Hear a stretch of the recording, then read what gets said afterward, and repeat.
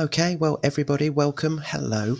Um, Welcome to today's conference lesson. My name is Alastair, and I will be taking you through the presentation on grammar and emails, avoiding common mistakes. So, a very practical grammar and email related lesson for today. So, let's get started. I'm going to bring up the agenda for our presentation today. And here it is. So, number one, common grammatical errors found in emails. Number two, proofreading. Number three, common email etiquette mistakes. And number four, implementing the correct grammar. Okay, so we've got a 4-step presentation. Let's crack on with step number one. Common grammatical errors found in emails. Okay, well, have a little listen. Here I go. So, in the professional world, email stands as a critical communication tool. It is necessary in business contexts, yet it has unique challenges, particularly in the world of grammar. The way we construct our emails can significantly impact our professional image and the clarity of our message. Okay, well, I'm going to read through that one again. So, in the professional world, email stands as a critical communication tool. It is necessary in business context, yet it has unique challenges, particularly in the world of grammar. The way we construct our emails can significantly impact our professional image and the clarity of our message. Well, punctuation when we are writing emails is very important. So here are some tips and reminders. Remember to start every sentence with a capital letter and to use a capital letter for place names, days, months, names, etc., or proper nouns. So, for example, we will be in Newcastle with Mrs. Hamilton on March the 4th, in Manchester with Dr. Cassou on Tuesday the 5th, and Birmingham with Andrea S. on the Thursday. So, capital letters for proper nouns. We usually use commas when opening and closing emails. Use a full stop at the end of a sentence and a capital letter at the start of a sentence. An exclamation mark is okay in a friendly email, but it's better not to use them much in a formal email. Okay, so hi Mark. Thank you very much for all your help this week. You must be glad it's the weekend. With best regards, Patty. Okay, so we can see in that email correct punctuation.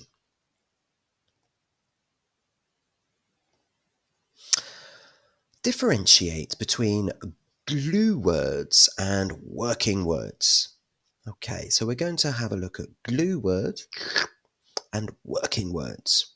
There are two types of words in every sentence: glue words and working words. Working words carry all the meaning in the sentence. Your nouns, adjectives and verbs. You can't change them, or the meaning of the sentence will change. Glue words are words that make your sentence stick together and make sense. So working words carry all the meaning in the sentence. They are your nouns, your adjectives and verbs. You can't change them, or the meaning of the sentence will change. Glue words are words that make your sentence stick together and make sense. Here are some examples of glue words: in, on, the, was, for, that, said, a, if, of, to, there, will, be, what, get, go, like, think, some, new, make, much, every, should, just, and. Okay, is this, from, with, have, an, by, it, asked. Okay, glue words. If you use too many glue words, your sentences will be hard to read. Here's an example of a sticky sentence. Jane went over to the backyard of the school to check to see if she could find a new bike that she could use in class. It's a bit of a mouthful, right? So here's a better version. Jane checked the school's backyard to see if she could find a new bike to use in class. Okay, so we can reduce glue words to give more accurate and focused sentences. We often see a misplaced comma. Okay, now we need to be careful with commas because they can change meaning completely. Okay, so misplaced comma. Let's eat, Grandma, versus let's eat, Grandma. The comma drastically changes the meaning and tone of the sentence. Let's eat, Grandma. Let's eat, Grandma. So in sentence number 1, we are inviting Grandma to eat with us, of course. But in sentence 2, we are suggesting to eat Grandma. Let's eat, Grandma. No, let's eat, Grandma. The comma here is vital because it completely changes the meaning. Commas are important in written English. Make them count in your emails. Okay, so an important part of sending an email is proofreading. Okay, so when you write quickly, it is easy to make mistakes. Okay, now I also find when I write with my phone, it's also easy to make mistakes because I've got big fingers and the screen is small. So I have to be careful, and you need to be careful too. So when you write quickly or with your phone, it is easy to make mistakes. Always check your email carefully before you send it. It is a good idea to keep a list of words you have spelled wrongly in the past. It's an interesting idea. So let's think about some words with similar sounds. Some words sound the same in English but have different spelling. Let's have a look at these. So they're not here yet. They're not here yet. Okay, so H-E-A-R, this is the verb to hear. But H-E-R-E, it's the situation, the place. They're not here yet. Where do you want to meet? Where do you want to meet? The first where is the where we use with clothes, and the first meet is the food that we eat.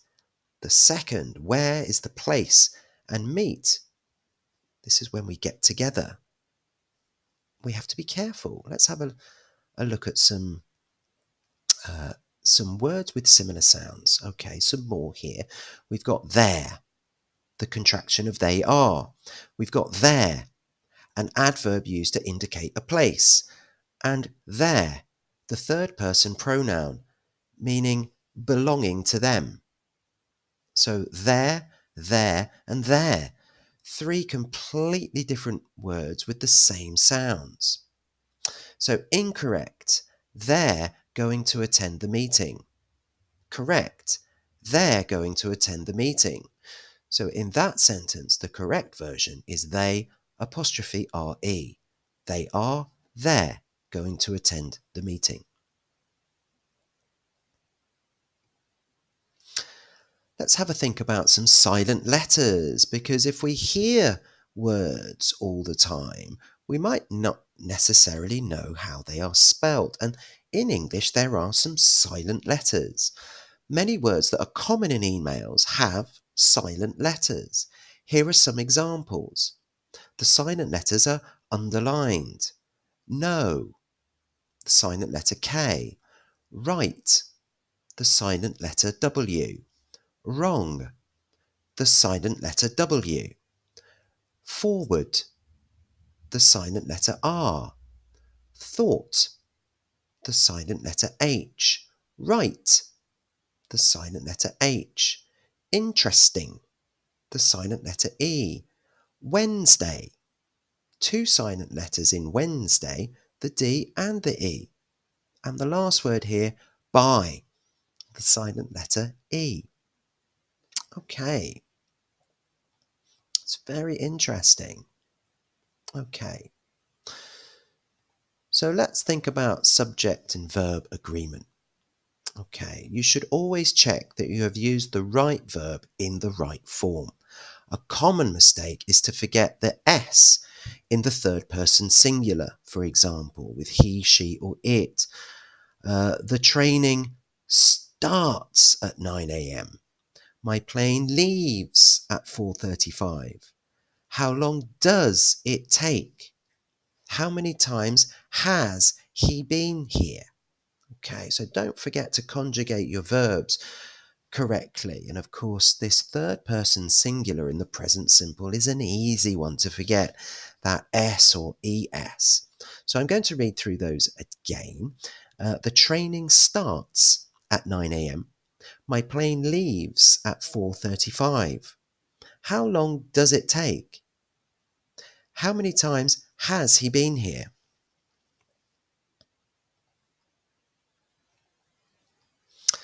We also have run-on sentences. This is a very common thing to do, especially in the age of mobile phones, text messaging. Run-on sentences are overly long and improperly punctuated, making them difficult to read and understand. So we've got incorrect and correct here with an explanation. So the incorrect version: the report is due, I haven't started it yet. The correct version is the report is due, but I haven't started it yet. Okay, now in the incorrect version, this might seem very natural and normal to do in the message format, but in a formal email, we need to think about our correct grammar, the words that we actually need. So the report is due, I haven't started it. It's actually incorrect. The report is due, comma, but I haven't started it yet. Our explanation for this is breaking up the run-on sentence with a comma and conjunction improves clarity and accuracy.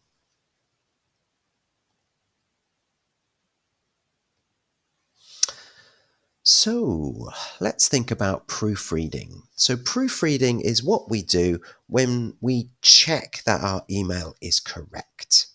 Okay, so we've got an exercise for you guys to participate in if you like. This is a chat test. So which email is correct and where are the mistakes? Okay, so I'm going to read through both sentences. Let's see if you can spot them. Okay, so number one, here we go. Dear Bob, how are you feeling today? I hope you are better now. I told you about Mrs. Chang. She is coming in tomorrow afternoon to discuss the new contract. Would you like to join us? We are meeting at 2:30 in room G83. Let me know if you can come. With best wishes, Jackie. Okay, so that was email number one. Let's have a look. Number two, Dear Bob, how are you feeling today? I hope you are better now. I told you about Mrs. Chang. She is coming in tomorrow afternoon to discuss the new contract. Would you like to join us? We are meeting at 2:30 in room G83. Let me know if you can come. With best wishes, Jackie. Okay, well, guys, thanks ever so much. I've got some good participation, and you're all going for email number 2 as correct, and you are all correct. The correct email is email number 2.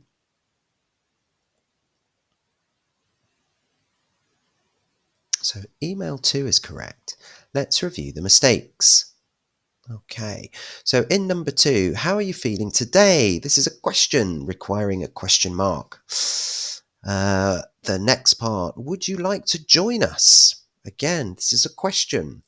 And at the moment that we sign off, we put a comma between our signing off phrase and Jackie. Okay, and I've got Christoph saying we are meeting at 2:30 in room G83. I think I'm okay there, but if you want to put a comma in there, you can, no problem. Okay. Well, let's have a think now about common email etiquette mistakes. So, email do's and don'ts. A lot of people still have problems writing emails. Be sure to follow these fundamental rules on what to write and what not to write in your emails. Rule number 1. Always check you've got the right name in the to box. Make sure your email only goes to the people who need to read it. So rule number 1, always check you've got the right name in the to box. Make sure your email only goes to the people who need to read it. Rule number 2, attach the file you want to send before you start writing. That's a good tip so we don't actually forget the file. Rule number 3, if you write, "Can you let me know this week?" in capital letters, you are basically shouting at your reader.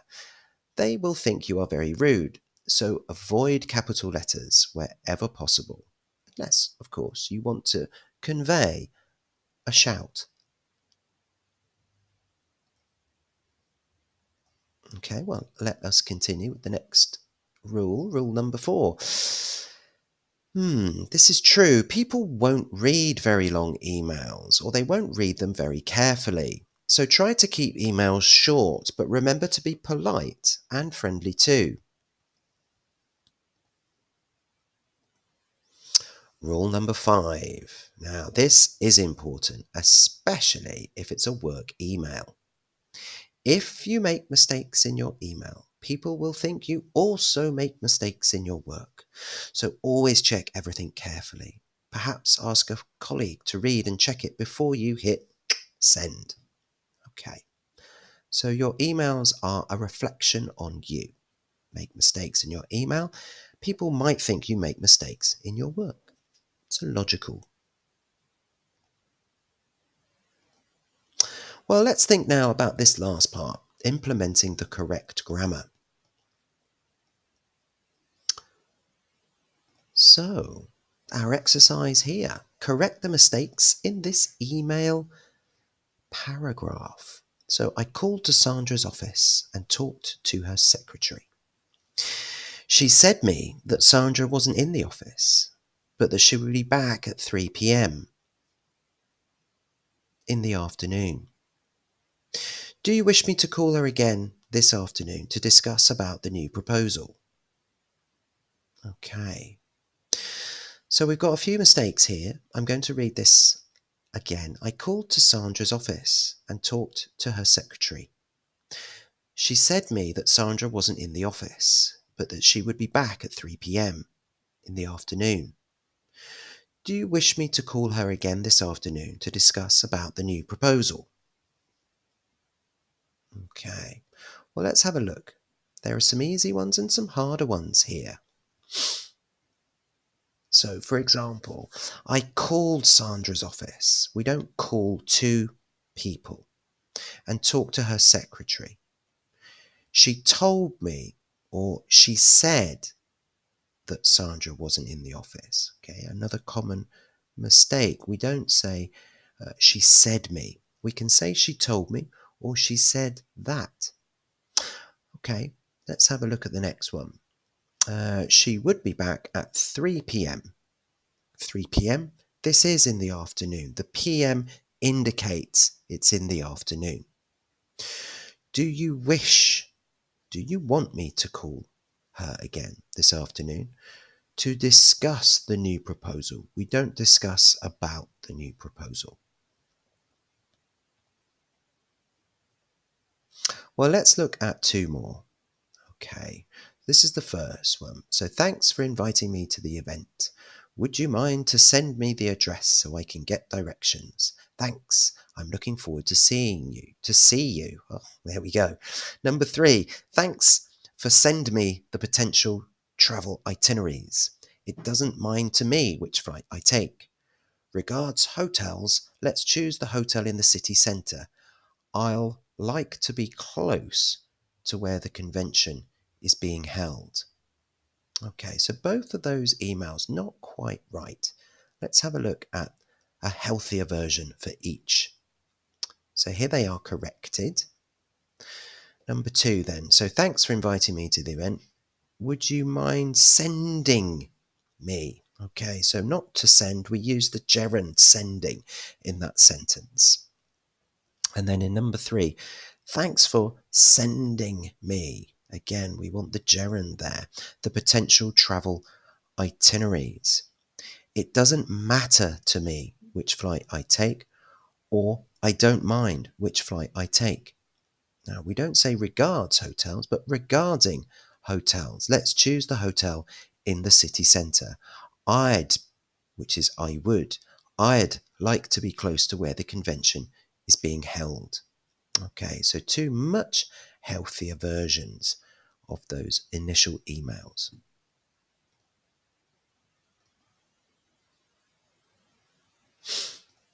Okay, so which email has no spelling or punctuation errors? What are the mistakes? Number 1, hello again, Mr. Howard. Could you send me the floor plans for the house? Many thanks in advance, Andrew Pepper. Dear Mr. and Mrs. Carr, I am writing to advise you that your table is now ready for collection. We look forward to seeing you soon. With many thanks for your business, Francois Toupet, Manager, Shelley Furniture Limited. Okay, so which email has no spelling or punctuation errors and where are the mistakes? Well, let's have a look. Okay, so the second email was good. It had no spelling or punctuation mistakes. Our problem here is number 1. Hello again, Mr. Howard. So could, this needs to be spelt C-O-U-L-D. Could you send me the floor plans? Many thanks in advance. Full stop. Andrew Pepper. Andrew is a name. It requires a capital letter. Okay, guys, well, we've been through a lot of different examples of good emails today. We've looked at some common mistakes that people make, and we've looked at lots of specific examples there. But we have come to the end of the conference lesson. So once again, I'd like to thank all of you for attending and participating in this lesson today. Just requires myself to say thank you and goodbye on behalf of everyone at Cercle de Langue, and see you next time. Take care. Thanks, guys. Bye-bye.